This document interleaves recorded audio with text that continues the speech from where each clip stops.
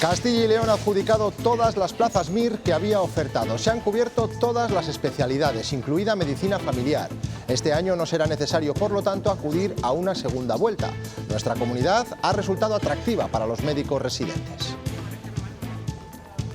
Buenas tardes. Hoy también se ha reunido el Consejo de Gobierno. La Junta de Castilla y León ha sido muy crítica con el Ejecutivo Central por la forma en la que se está planificando el reparto de migrantes. ¿Qué ha dicho el portavoz, Ana Rayaces?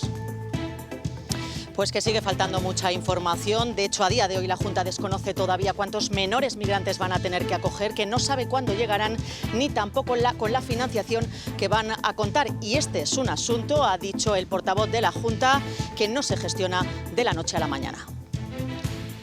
Los audios de los llamados fontaneros del PSOE han sido la gota que ha colmado el vaso para el PP, que vuelve a lanzarse a la calle contra el Gobierno. Consideran que se han superado todos los límites de la ética política. Diego Cano.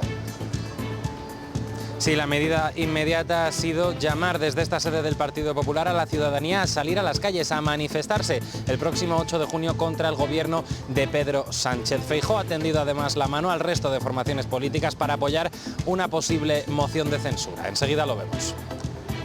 Reunión de los trabajadores con el Comité de Empresa de Azucarera en La Bañeza, León. Hay más de 120 operarios afectados, pero no son los únicos. Estos reajustes van a repercutir en el campo. Andrés Berlanga. Esta mañana se celebraba la asamblea del Comité de Empresa de Azucarera en la planta de La Bañeza, con mucho hermetismo. Por ahora quieren mantener un perfil bajo para no entorpecer las negociaciones. Hay 126 trabajadores afectados y miles de personas que dependen del empleo indirecto, como los agricultores que cultivan esa remolacha. Importante operación policial contra el robo de cable de cobre. Se ha desarrollado en 8 comunidades autónomas, entre ellas Castilla y León. Actuaban con maquinaria pesada y se llevaban todo por delante. El valor de lo sustraído supera los 2,5 millones de euros.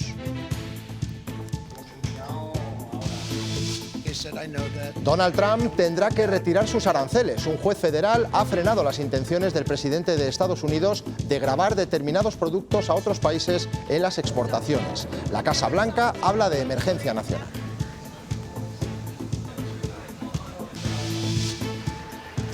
Temperaturas disparadas en toda Castilla y León en este jueves, con noches que pueden ser especialmente cálidas en algunos puntos, y prepárense porque mañana las temperaturas pueden seguir subiendo hasta tal punto que se pueden desencadenar tormentas.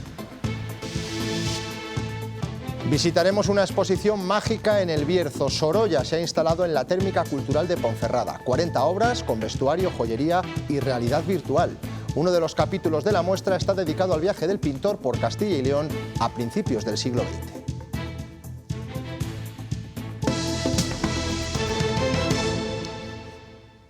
El gobierno de Pedro Sánchez utiliza la inmigración para contentar a sus socios. Así de contundente se ha mostrado hoy el portavoz de la Junta, que acusa al gobierno central de hacerlo todo deprisa y mal en el reparto de estas personas por las comunidades autónomas.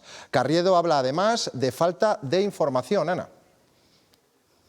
Sí, dice que a estas alturas falta todavía muchísima información para poder gestionar ese proceso de acogida. Por ejemplo, no se sabe todavía el número exacto de menores migrantes que Castilla y León va a tener que acoger. Dice la Junta también que no se sabe cuándo van a llegar, aunque el Gobierno sí que ha dicho que ese traslado va a ser inminente, y tampoco conocen la financiación con la que van a contar. El portavoz asegura que es un proceso que no se puede gestionar de la noche a la mañana, porque no solo se está hablando de adecuar infraestructuras, también de contratar a profesionales para poder atender a todos estos menores migrantes. La Junta también ha cargado contra el Gobierno central. A Castilla y León o a Castilla-La Mancha se nos pide un esfuerzo del 300% y a Cataluña, de acuerdo con el acuerdo con Junts, solo del 5%. Esto es difícil de entender, de explicar, y solo desde este hecho de que se utiliza la política de inmigración como un elemento de contentar a sus socios, pues tiene explicación desde el punto de vista político. También se ha colado en esa rueda de prensa el choque de ayer entre comunidades y gobierno de cara a la conferencia de presidentes. No hay orden del día, no se pusieron de acuerdo en los temas a tratar y que pedían, como migración, financiación o vivienda, y hoy la Junta le pide al ministro que recapacite. Ana. Sí, dice que todavía falta una semana y que hay tiempo suficiente para que el Gobierno recapacite y sea sensible a los intereses de los ciudadanos. Ha confirmado el portavoz que el presidente de la Junta, Alfonso Fernández Mañueco, sí que va a asistir a esa reunión y que lo que se pretende no solo es que se hable de asuntos, sino que también se alcancen acuerdos. La cuenta atrás ya ha empezado. Y no tenemos ni el orden del día cerrado, ni ningún documento encima de la mesa para poder negociar. A falta de una semana para la cita. El presidente de la Junta de Castilla irá a la conferencia de presidentes. Confían desde la Junta poder revertir la situación y que, como piden las comunidades, no se queden temas en el tintero. Nosotros no lo hacemos por el hecho de que estos temas se traten sin más, sino porque creemos que son las preocupaciones reales. El Gobierno de España no está a los temas importantes, se ve que está en otros temas que requieren su atención. Para que sea una cumbre útil y no un monólogo, insisten. Por eso le piden al ministro que recapacite y se llegue a un orden del día consensuado, salvando eso sí los escollos que ayer fueron el principal muro. El ministerio no ha estado receptivo, no quería hablar del sistema de telecomunicaciones, tampoco hablar de los profesionales sanitarios. Es que le hemos aceptado todo lo que nos pedían y aceptándoselo han votado en contra. Lo que estará el Estado es lisa y llanamente infringiendo la normativa que regula la conferencia de presidentes de manera flagrante. No se puede venir con premisas y mandatos políticos y partidarios. Y que provocaron un nuevo choque entre gobierno y comunidades que en el margen de 7 días, por ahora parece difícil aliviar. Los médicos residentes se han volcado con Castilla y León. Este año se ha cubierto el total de las plazas ofertadas, el 100%, y se ha hecho en todas las especialidades, también en la más complicada, la de medicina de familia. En cursos pasados, recordarán, fue necesario acudir a una segunda vuelta.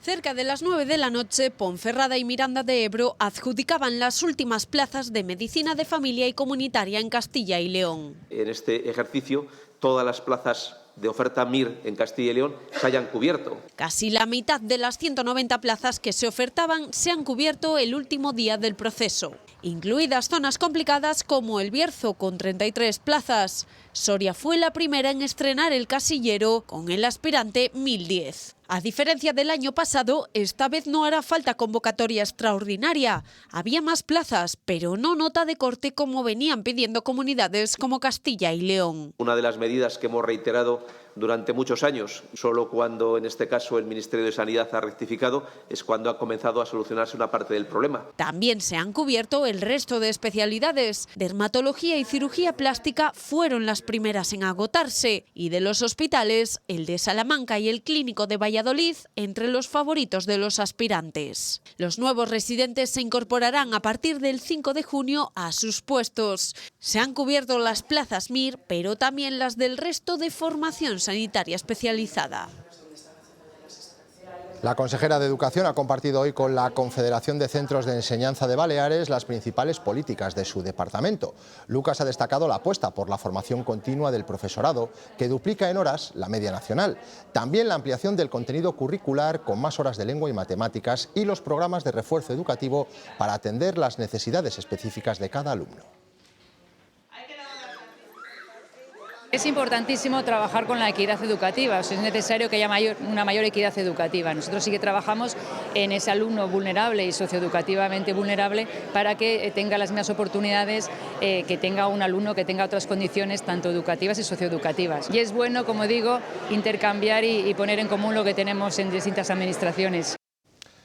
El consejero de Movilidad ha cargado contra Renfe. José Luis Sanz Merino considera que la operadora no tiene en cuenta las zonas rurales de Castilla y León porque no son rentables. Asegura que esos puntos son precisamente en los que primero hay que actuar.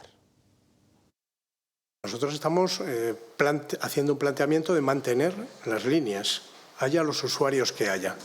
Y el planteamiento que está haciendo Renfe y que está haciendo el Ministerio de Transportes es hacer depender los servicios en función de dónde estén los usuarios. Por lo tanto, abandonando y dejando a su suerte aquellas zonas más débiles demográficamente. Y mientras siguen llegando apoyos institucionales a las zonas afectadas por estos recortes de frecuencias. Hoy el Pleno de la Diputación de Segovia ha aprobado una declaración institucional para pedir al Ministerio de Transportes que rectifique.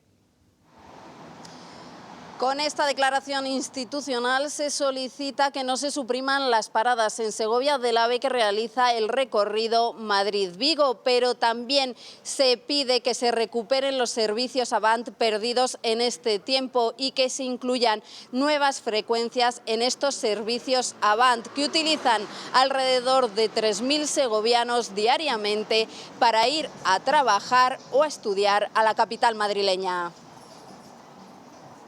Representa la opinión de los 25 diputados presentes como representantes de las segovianas y de los segovianos, que se suma pues la reivindicación de otras administraciones, ayer, sin ir más lejos, las propias Cortes de Castilla y León, pero también de la sociedad segoviana. Y en Zamora hoy los usuarios del AVE han recibido el apoyo de Izquierda Unida. La formación llevará al Congreso de los Diputados su malestar por este asunto. Sara Andrés. Después de esa reunión, desde Izquierda Unida hacen un llamamiento para que la gente acuda a la concentración del domingo y reclaman también que se habiliten herramientas de participación para abordar este problema y garantizar el derecho a la movilidad sin luchas bipartidistas de Partido Socialista y Partido Popular, de unos gobiernos contra otros. Critican que esta medida se haya tomado de un día para otro sin hablar con nadie y anuncian que pedirán una prórroga en el Congreso de los Diputados. Que mientras no haya la propuesta que ellos plantean de un tren madrugador desde Sanabria, las medidas que se querían implementar de reorganización que se querían hacer a partir de junio se tienen que suspender. La primera medida que vamos a pedir, y creemos que aquí nos tiene que acompañar toda la sociedad civil y en este caso también las instituciones de Castilla y León, es la prórroga para negociar este hecho. Mientras en La Bañeza se mantiene la preocupación por la situación de Azucarera. El cierre de la planta ha movilizado a los trabajadores que hoy se han reunido en asamblea con los sindicatos. Pero más allá de esta reestructuración que afectará también a los agricultores que se dedican a la remolacha. Andrés.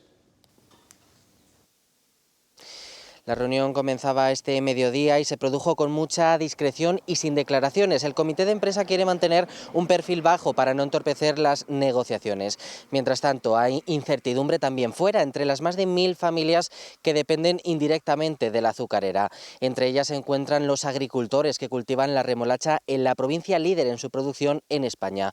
Sin embargo, es probable que muchos dejen de producir remolacha por falta de rentabilidad de su cultivo y el transporte. Algunos agricultores ya habían anticipado esta situación y dejaron de cultivarla hace tiempo. Ya llevamos unos años viendo que no es rentable pagando el cultivo.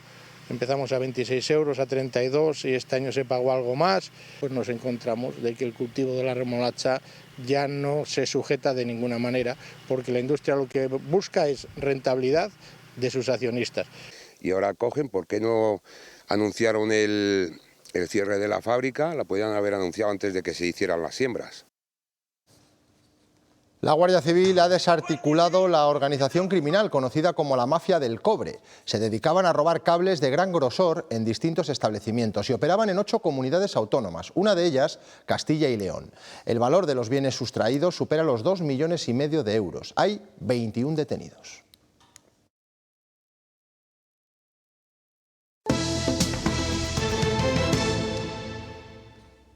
Seguro que lo han notado si han salido a la calle. El calor ha llegado a Castilla y León y lo ha hecho a lo grande, como si estuviéramos ya en verano.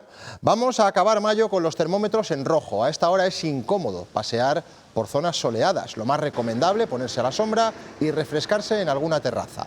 Zamora y Valladolid pueden llegar en las próximas horas a los 36 grados.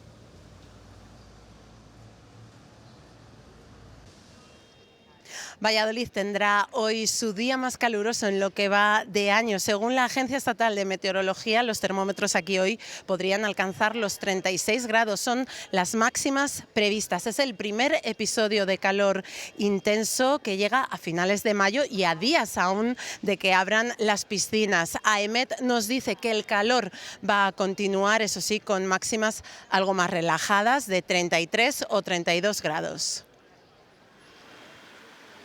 El verano se ha adelantado en toda Castilla y León, pero especialmente en puntos como este. Zamora capital registraba ayer la temperatura más alta de todas las capitales de provincia de Castilla y León, con 33 grados. Y hoy se prevé que alcancemos hasta 36 grados, temperatura que podríamos compartir con Valladolid. Unas altísimas temperaturas que pueden desencadenar en tormentas a partir de mañana. Mucho calor. Sí, sí, demasiado. Ya venimos con el peque a la heladería para refrescarnos un poquillo. Pasamos de tener casi el abrigo y el plumas y las botas hasta casi, bueno, le digo al niño, tenemos que pasar ya en sandalias casi. Sí. ¿Esta noche qué tal la habéis pasado? Pues la verdad que ha costado un poquito pegar ojo ya con las ventanas abiertas y todo.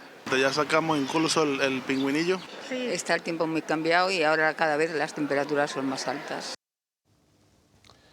Salamanca contará con su propia red de calor que se desplegará mediante una red urbana de 50 kilómetros de canalizaciones que suministrará calefacción y agua caliente a más de 8.900 viviendas y 75 edificios de la ciudad. Cuenta con una inversión total de 35 millones de euros, financiados por la Consejería de Medio Ambiente, y está previsto que las obras se inicien en el primer trimestre de 2026. El proyecto llega tras ser implantado de manera exitosa en otras ciudades de la comunidad. Llevamos ya una experiencia con una inversión de 43 millones de euros, donde ya tenemos tejidos 46 kilómetros de redes de calor en nuestra comunidad, donde abastecemos a más de 1.100 viviendas con estas redes de calor, a más de 100 edificios públicos y donde pues, evitamos emitir a la atmósfera pues, 24.000 toneladas de CO2. Volvemos al campo. A partir del 30 de junio cambia la normativa sobre la identificación del ganado bovino. Los terneros deberán llevar un nuevo sistema que incorpora tecnología electrónica, una medida que busca modernizar el campo, pero que muchos ganaderos ven como una carga añadida.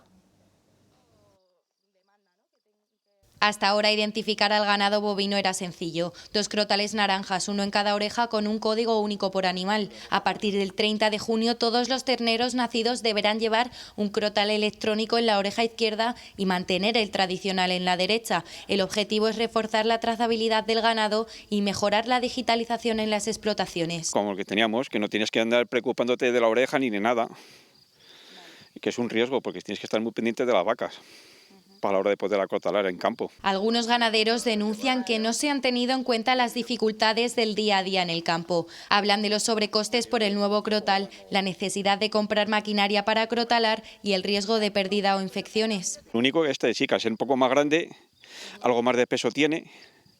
Para el animal no sé yo qué tal le vendrá.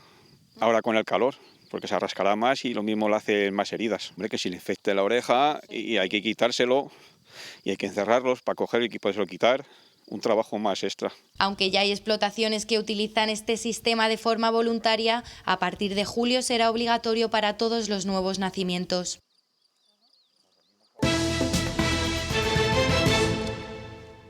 Siguen sucediéndose las filtraciones sobre los presuntos chantajes y coacciones de una ex militante del PSOE y varios empresarios para obtener información contra la UCO.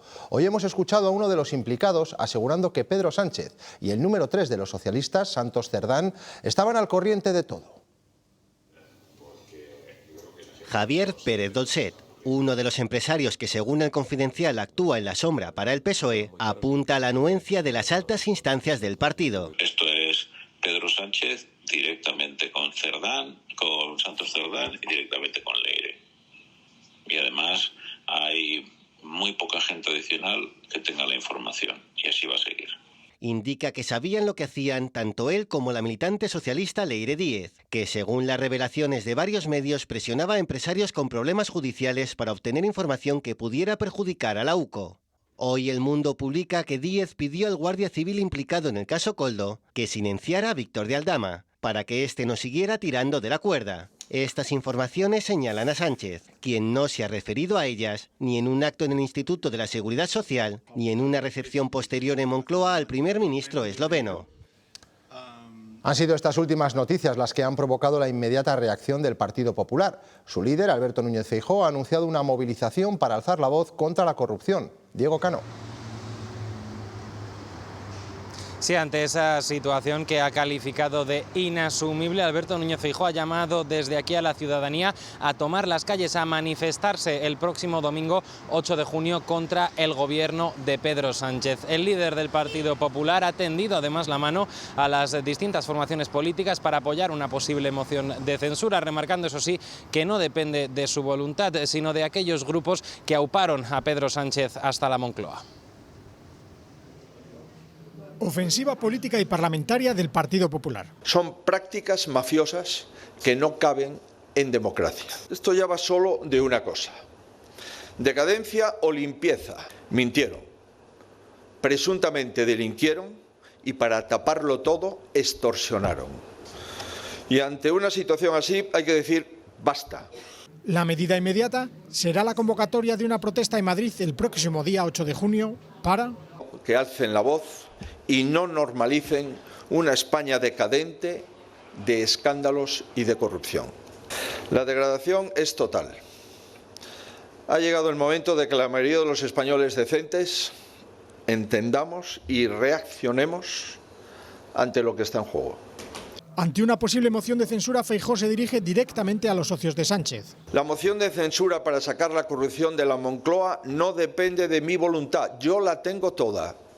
Depende de quienes le han dado soporte parlamentario hasta ahora. La decadencia de este gobierno y la connivencia de sus socios les retratan solamente a ellos. Dice Núñez Feijóo que lo que está ocurriendo pone a prueba la integridad de un país entero. Desde el Gobierno, el ministro Óscar López habla solo de campañas para desestabilizar al Ejecutivo. Su socio, Sumar, pide actuar con la máxima contundencia. Es absolutamente incompatible con una democracia robusta los hechos que estamos viendo, que se investiguen y se depuren responsabilidades. Ninguna campaña infame de las que se están desatando contra el Gobierno va a tener éxito. Que todas estas campañas y campañitas que vemos todos los días no tienen ningún sentido y que abandonen toda esperanza. La jueza ha procesado a Alberto González Amador por fraude fiscal y falsificación de documentos. Es el paso previo a la apertura de juicio oral contra el novio de la presidenta de la Comunidad de Madrid, Isabel Díaz Ayuso. Está imputado por la presunta elaboración de 15 facturas falsas para eludir el pago de impuestos.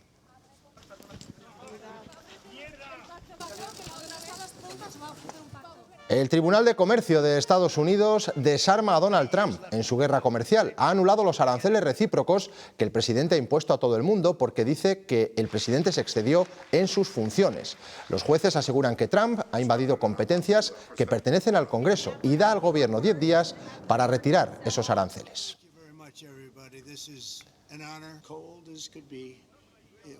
Trump recibe ese varapalo mientras se pone fin a uno de sus idilios políticos que más ha exhibido en su campaña electoral y los primeros meses de la presidencia. El magnate Elon Musk ha dimitido de su puesto en el gobierno estadounidense. Lo hace después de criticar la ley fiscal de Trump porque supone gasto público, además de otros desencuentros.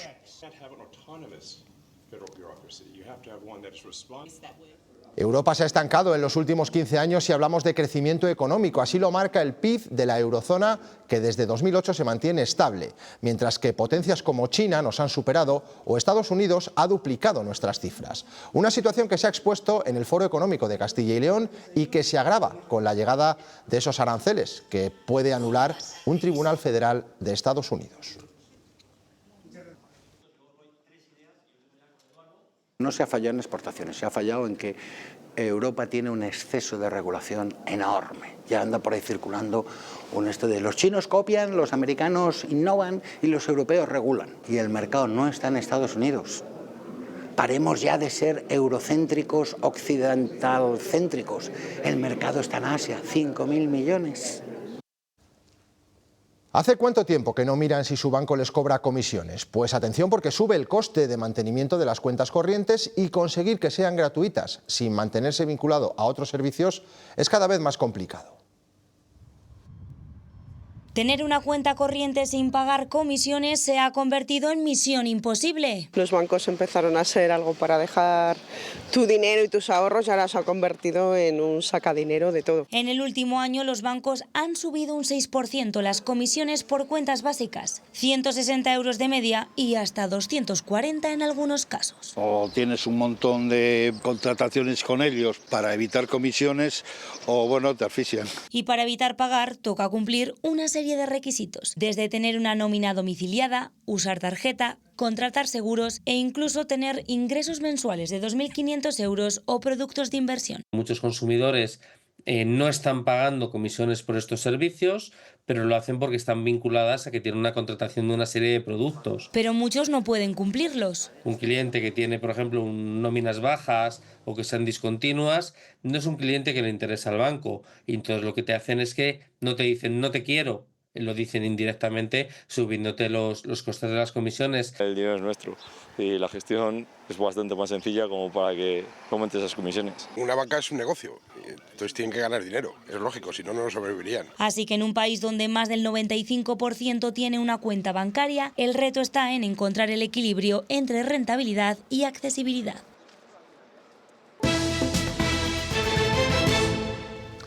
Situación singular en un ayuntamiento de la comunidad. En Villafranca del Bierzo, su alcalde, el socialista Anderson Batista, se ha quedado solo y se ha enfrentado a su primer pleno sin concejales. Él acumula todas las áreas del consistorio porque sus compañeros se fueron del partido.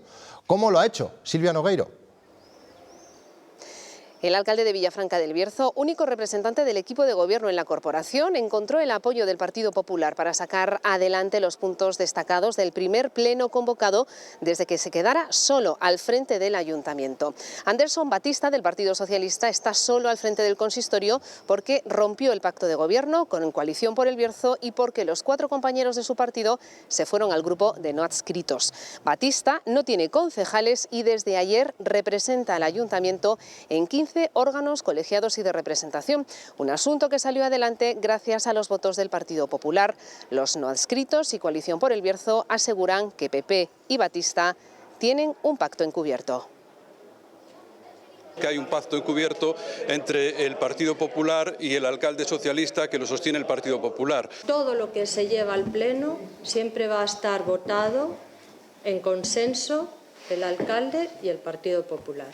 Hay un pacto de responsabilidad, ese es el pacto que yo puedo decir y por el que puedo responder. El pacto que tenemos es con Villafranca y nosotros, si tuviéramos un pacto, lógicamente a nadie se le escapa que hoy podemos haber pedido muchas más cosas.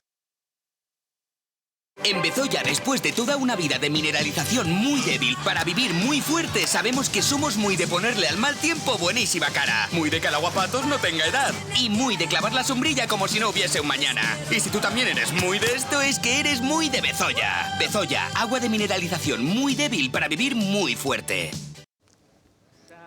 Después de muchos ensayos y esfuerzo, ha llegado la semana en la que el musical Si Jesús hubiera tenido Instagram llega al Centro Cultural Miguel Delibes de Valladolid. Un proyecto en el que participan más de 3.500 escolares vallisoletanos y palentinos bajo la dirección de Goyo Casado. La música y las letras de las canciones invitan a reflexionar sobre el uso de las redes sociales en los jóvenes alrededor de la figura de Jesús. Por eso esa cosa maravillosa que ha hecho tan feliz. Por eso esta cosa tan curiosa sabe todo de mí. Por eso esta cosa tan hermosa me viste de postil. Sorolla se ha instalado en la Térmica Cultural de Ponferrada hasta el 13 de octubre. Una muestra de 40 obras, más vestuario y joyería acompañada de realidad sensorial y virtual, se convertirá en el acontecimiento cultural más destacado de 2025 en el Bierzo y uno de los más importantes de la comunidad. Estructurada en 4 capítulos, el último está dedicado al viaje que realizó el pintor valenciano por nuestra comunidad a principios del siglo XX.